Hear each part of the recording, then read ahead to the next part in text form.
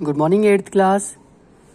हम लोग सिविक्स में इंडियन कॉन्स्टिट्यूशन पढ़ रहे थे। ठीक है, चैप्टर फर्स्ट है आपका इंडियन कॉन्स्टिट्यूशन। इसमें हम लोगों ने पढ़ लिया था कि एक जो डेमोक्रेटिक कंट्री होती है उसमें संविधान होना बहुत ही ज़रूरी है, कॉन्स्टिट्यूशन होना बहुत ज़रूरी है। लेकिन ज़रूरी नहीं कि हर वो देश जिसके अंदर कॉन्स्टिट्यूशन हो वो डेमोक्रेटिक कंट्री हो। इस बात को हम और आगे समझेंगे। हमारे चैप्टर को हम रिज्यूम करते हैं, आगे लेकर चलते हैं। ठीक है, शुरू करते हैं फर्स्ट चैप्टर। अगली class. Let's try and understand what we mean by this through two contrasting situation. चलिए कोशिश करते हैं और समझते हैं कि इससे हमारा क्या मतलब है, और हम दो अलग अलग प्रकार की सिचुएशन लेते हैं in the recent history of Nepal and a country that borders India on the north. Nepal का हम उदाहरण लेते हैं, वहाँ की रिसेंट हिस्ट्री, अभी आधुनिक मतलब इतिहास में वहाँ पर ऐसा हुआ है। नेपाल ऐसा कंट्री जो हमारे बॉर्डर बनाता है नॉर्थ साइड में इंडिया के। Until recently Nepal was a monarchy. थोड़े समय पहले तक भी नेपाल क्या था, एक राजतंत्र था, मोनार्की, एक व्यक्ति का शासन था वहाँ पर। The previous constitution of Nepal which had been adopted in 1990। Nepal का पिछला जो संविधान था 1990 में 1990 में अडॉप्ट किया गया था। Reflected the fact that the final authority rested with the king. उस संविधान से ये पता चलता था कि निर्णय लेने की अंतिम शक्ति जो है वो किसके अंदर है, राजा के अंदर है। People's movement in Nepal fought for several decades to establish democracy. तो लोगों का आंदोलन चला, जनता ने, प्रजा ने आंदोलन किया नेपाल में, कई सालों तक लड़ा भी इसके लिए। डिकेड्स यानी दशाब्दी होती है, 10 साल, कई डिकेड्स तक लड़े। क्या करने के लिए? एस्टेब्लिश डेमोक्रेसी करने के लिए, लोकतंत्र को स्थापित करने के लिए। And in 2006 they finally succeeded in putting an end to the powers of the king. 2006 में राजाओं की शक्तियों पर लगाम लगाने में वो नेपाल के लोग कामयाब हो गए। The people had to write a new constitution to establish Nepal as a democracy.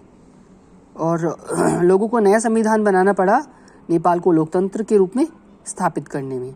The reason that they did not want to continue with the previous constitution is because it did not reflect the ideals of the country that they want Nepal to be and they have fought for।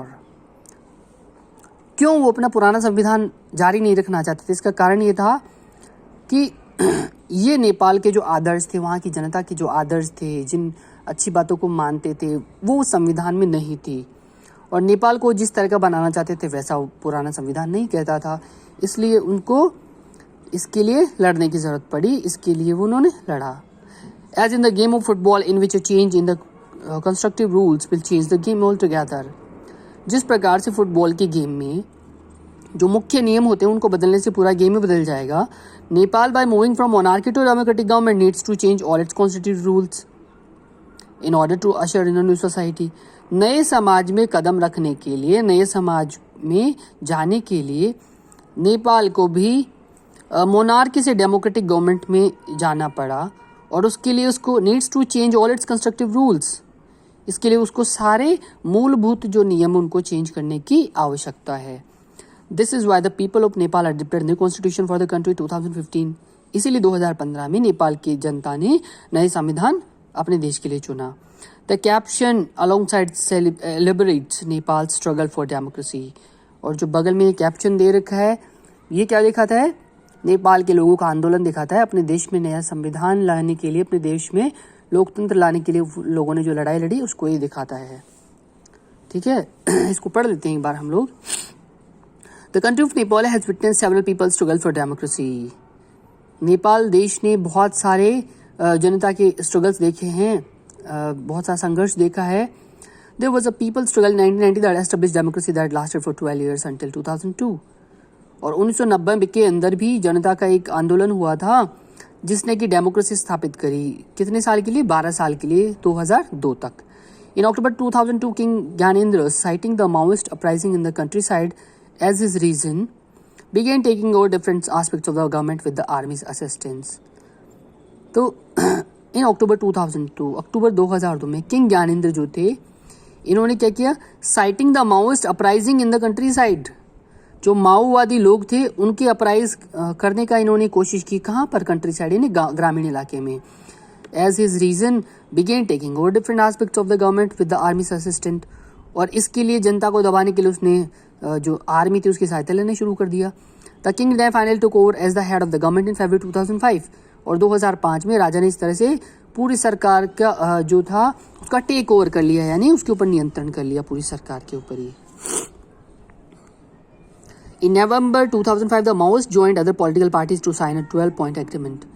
और 2005 नवंबर में Maoist जो लोग थे, माओवादी party थी वहाँ पर, उसने माओइस्ट जो लोग थे उन्होंने दूसरी पॉलिटिकल पार्टीज को ज्वाइन कर लिया to sign A 12-point agreement, और 12 पॉइंट का एग्रीमेंट भी साइन किया। This agreement signalled to the larger public an imminent return to democracy and peace. इसमें बहुत बड़ी लेवल पर डेमोक्रेसी और शांति, यानी लोकतंत्र और शांति स्थापित करने के बहुत बड़े सिग्नल दिखाए गए थे, यानी संकेत दिखाए गए थे। In 2006 this people's movement for democracy began gaining immense force. 2006 में जो लोगों का आंदोलन था, किसके लिए? संविधान, डेमोक्रेसी के, लोकतंत्र के लिए। इसने बहुत बड़ी मात्रा में मतलब शक्ति प्राप्त करना शुरू कर दिया। It repeated refuse to small concessions that the king made in final April 2006 the king restored the third parliament. और जनता ने मना कर दिया कि हमें छोटे छोटे कंसेशन नहीं चाहिए, छोटी छोटी हमें छूटें नहीं चाहिए हमें। और इस तरह से 2006 के अंदर किंग ने क्या कर दिया? रिस्टोर द थर्ड पार्लियामेंट, तीसरी संसद की स्थापना कर दी। एंड आज the political party to form a government, राजनीतिक पार्टी को बोल दिया कि आप सरकार बनाइए। In 2008 Nepal became a democracy after abolishing the monarchy. 2008 में राजतंत्र को हटाकर नेपाल एक डेमोक्रेसी बन गया, लोकतंत्र बन गया। The above photos show scenes from the peoples movement for democracy in 2006। जो ऊपर ये फोटो दे रखी है, ये किसको दिखाती है? लोगों के आंदोलन को दिखाती है, जो 2006 में लोकतंत्र स्थापित करने के लिए नेपाल में किया गया था। तो आज हम इतना ही पढ़ेंगे, बाकी पढ़ेंगे अगली क्लास में। आप क्या करेंगे? टफ वर्ड्स जो हैं उनको कॉपी में लिखिए, और इसके जो नोट्स है NCERT बुक्स नाम के ऐप पर दे रखे हैं, वो सारे नोट्स आप बुक में उतारिए और लर्न करिए।